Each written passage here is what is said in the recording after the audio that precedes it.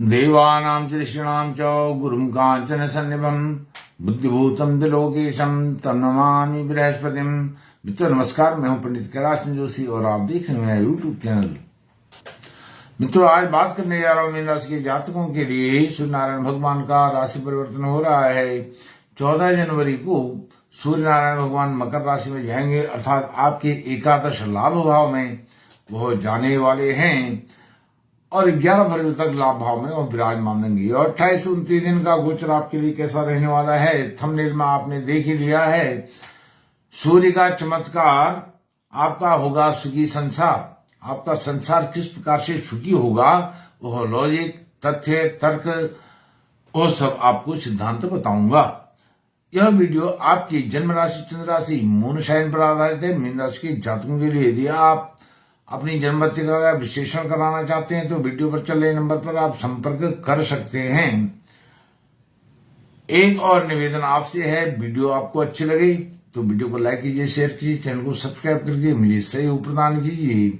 विषय पर आते हुए, मीन राशि के जातकों के लिए 14 जनवरी को सूर्य नारायण भगवान मकर राशि में जा रहे हैं, लाभ भाव में जा रहे हैं। तो लाभ भाव को वह जो आपका डिजायर भाव है, डिजायर को वह प्रकाशित कर रहे हैं, जागृत कर रहे हैं, चेतना दे रहे हैं एकादश भाव में। तो इसमें आपको लाभ, जो भी आप कार्य करेंगे उसमें लाभ ही लाभ होने वाला है 14 जनवरी से 11 फरवरी तक। अब सिलसिलेवार ढंग से आपको बताता हूं। सबसे पहले सूर्य नारायण भगवान अपने ही नक्षत्र में रह करके मकर संक्रांति के दिन मकर राशि में जा रहे हैं, अर्थात आपके लाभ भाव में जा रहे हैं। तो अपने नक्षत्र में रहकर, अर्थात सूर्य का नक्षत्र उत्तराषाढ़ा नक्षत्र में, तो वह आपके छठे भाव से संबंधित फलों को यहां पर देंगे। सूर्य नारायण भगवान सिंह राशि के स्वामी होते हैं, तो अपनी राशि, अपने भाव से संबंधित वो फल करेंगे। छठा भाव, छठा भाव क्या है? दुष्टान है।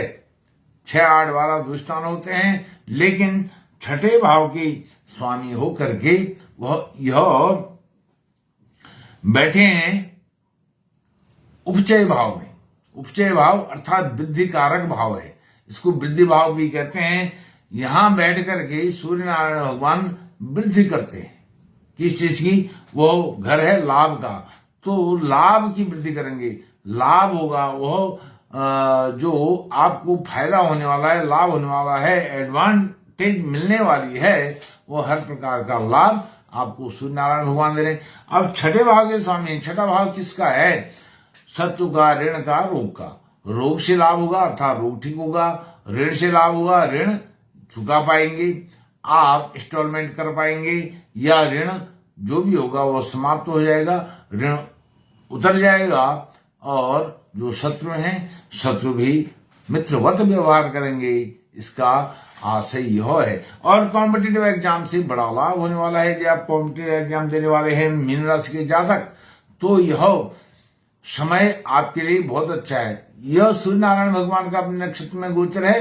14 जनवरी से 24 जनवरी तक की यह बात आपको बता रहा हूं। छठे भाव से संबंधित ऋण, रोग, शत्रु से लाभ और कॉम्पिटिटिव एग्जाम से लाभ। अब कॉम्पिटिटिव एग्जाम से लाभ क्या होगा? या तो आप किसी उच्च शैक्षणिक संस्थान में शिक्षा ग्रहण करने के लिए जाएंगे, या कॉम्पिटिटिव एग्जाम पास आउट करके आप किसी पद प्रतिष्ठा पर प्रतिष्ठित होंगे, पद पर प्रतिष्ठित होंगे, तो यह लाभ आपको होने जा रहा है। और आपको ननिहाल पक्ष से भी लाभ हो सकता है। यह ननिहाल का घर भी है। मामा लोगों से, नाना से, नानी से, मामी से, मामा से यह लाभ आपको मिल सकता है। मीन राशि के जातकों के लिए 24 जनवरी तक की स्थिति है। 14 जनवरी से 24 जनवरी से 6 फरवरी तक सूर्य नारायण भगवान रहेंगे चंद्रमा के नक्षत्र श्रवण नक्षत्र में। तो चंद्रमा का जो नक्षत्र है, चंद्रमा से संबंधित घर आपका पंचम भाव है। यह भी उच्च शिक्षा का घर है, संतान का घर है, संतान से सुख मिलेगा,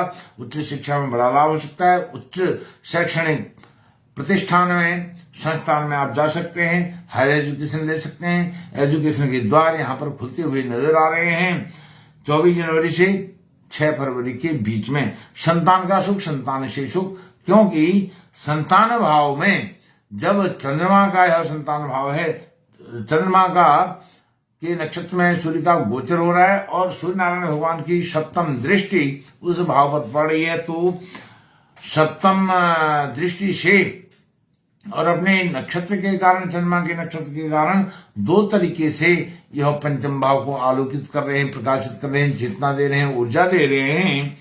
तो यह भाव आपके लिए बहुत महत्वपूर्ण है। संतान का सुख भी मिलेगा, संतान से सुख भी मिलेगा। संतान के लिए आप कोई इन्वेस्टमेंट भी कर पाएंगे, कहीं बिजनेस के लिए पैसा लगाना है, इन्वेस्ट करना है, या जॉब पर पढ़ाई पर, अध्ययन पर, स्टडी पर, हायर एजुकेशन पर खर्च करना है। ऐसे खर्चे भी आपके हो सकते हैं, क्योंकि उपचय भाव में सूर्य नारायण भगवान है, यह वृद्धि करेंगे, हर प्रकार का लाभ आपको देने जा रहे हैं।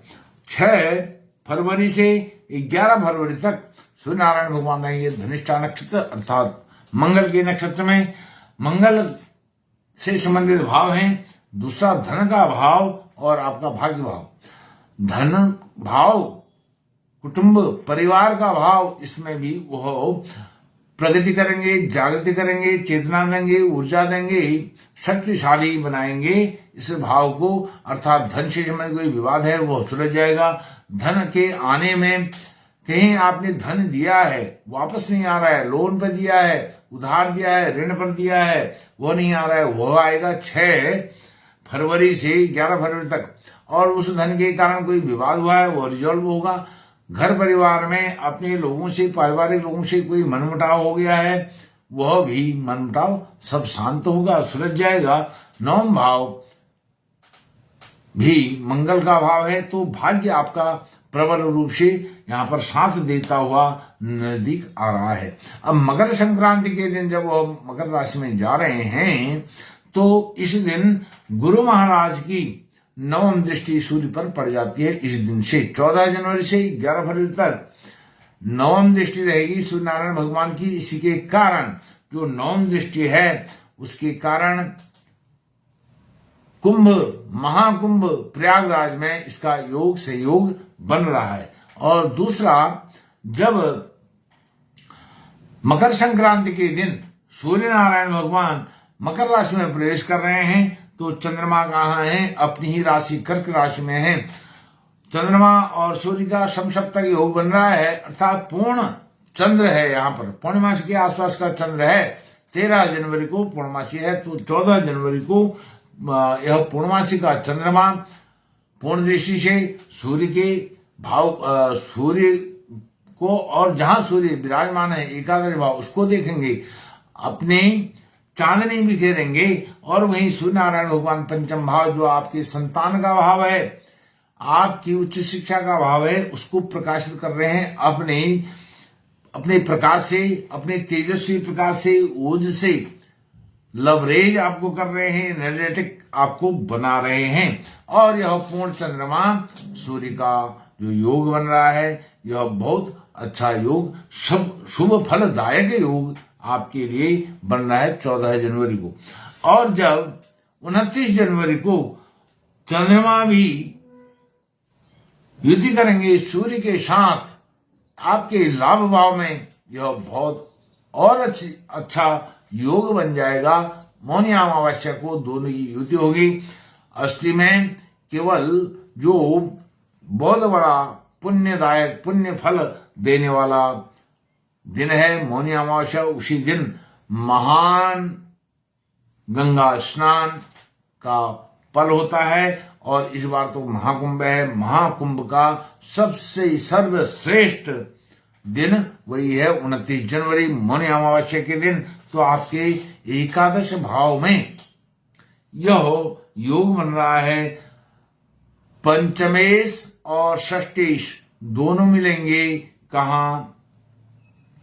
एकादश लाभ भाव में।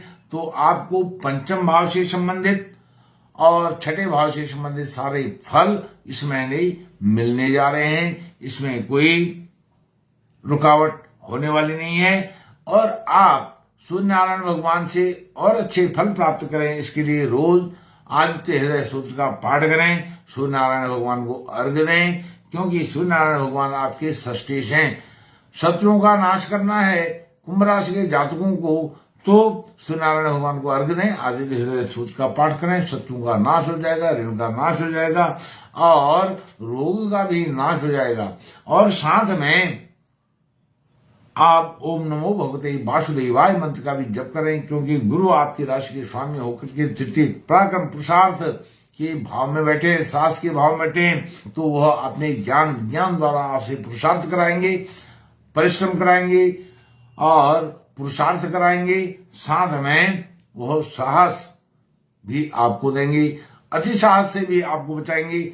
जो आपका न्यून साहस हो जाता है, कम साहस हो जाता है, उससे भी आपको बचाएंगे। आप इतने कमजोर शिथिल भी नहीं पड़ेंगे। तो यह आपके लिए गोचर था सूर्य नारायण भगवान का 14 जनवरी से 11 फरवरी तक आपके लिए यह गोचर बहुत शुभ फल देने वाला हो। इन्हीं शुभांशाओं के साथ मैं अपनी वाणी को विराम देता हूं। बहुत बहुत धन्यवाद।